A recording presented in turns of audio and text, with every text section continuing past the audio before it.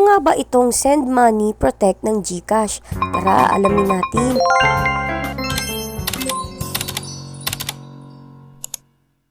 So, isang beses naalala nyo pa ba na nag-viral yung ganitong post tungkol sa GCash? Take note halos lahat ng nagka-cash in ay hindi na tumatanggap ng may ganitong logo na letter P. Kasi ang sinasabi nila na kapag may nag-send daw sa inyo ng money na mayroong protect, ay pwede pa rin nila ito ma-refund ng full. Loob lamang daw ng 30 days. So, aalamin natin kung totoo nga ba iyon. So, ano nga ba itong GCash Protect? So, ayon sa GCash, ang Send Money Protect daw ay personal cyber insurance na kung saan ang sinisecure niya ay yung GCash Express Send Money. So, ang insurance partner dito ay ang Insurance Company of North America or yung Chubb Company. I think na sila rin yung nasa G-Insured. At take note kaya nila secure yung pera ninyo na hanggang 15,000. Kaya ayos na rin yung kasi sa halagang 30 pesos, malaki na yung sakop niya. So, ito lang yung cover ng Send Money Protect. Dapat ikaw ay victim ng social engineering, account takeover fraud, at online shopping fraud. So, dito muna tayo sa social engineering. So, ano nga ba ito? Ito yung mga example na ginagawa ng mga scammer na social engineering. Kunwari, magti-text, mamadaling kayo. Kunwari, uy, pasend naman ng GCash, is mamadaliin niya kayo. Naman kaya may ma-receive kayo na text na dinner kayo, kahit na wala naman kayo sinasalihan. Ako madalas nakakatanggap na ganyan. Kaya ang ginagawa ko is ino-open ko yung section ng spam and block para dun siya pumasok. Pang example is yung nagpapanggap sila. So, ganito kasi nangyari sa akin, i-share ko lang din sa inyo. Yung brother-in-law ko is bumili ng shared account sa Netflix. Usong-uso to sa Facebook guys Sa Facebook na to kinuha. Yun nga sa di malamang dahilan is na-open niya yung Facebook account ng brother-in-law ko. Tapos, nag-chat kung kani-kanino gamit yung Facebook account niya na nanghihingi ng pera. Isa nga ako sa na-chat. Dahil nga magkalayo kami, chinot niya ako. Dahil nga may tiwala ako sa kanya, ay nakapag-send ako ng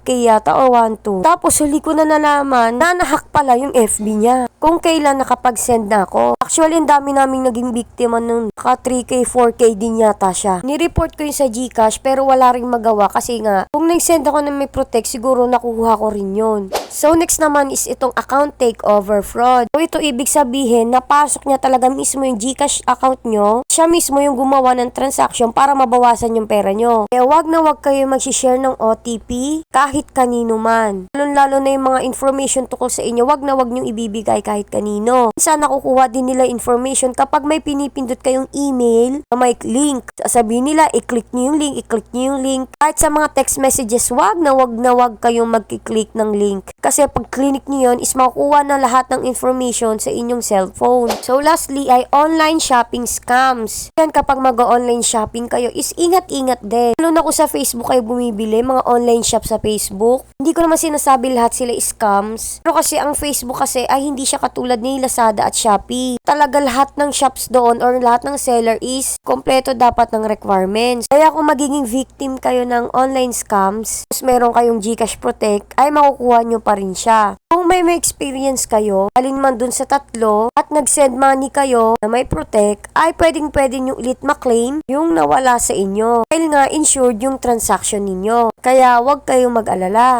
Para naman sa next video ay tuturo ko sa inyo yung yung mga hindi covered dito sa Send Money Protect. Masyado na kasing mahaba kaya puputulin ko na siya. Kaya sana may natutunan kayo sa panonood. Kaya thank you for watching.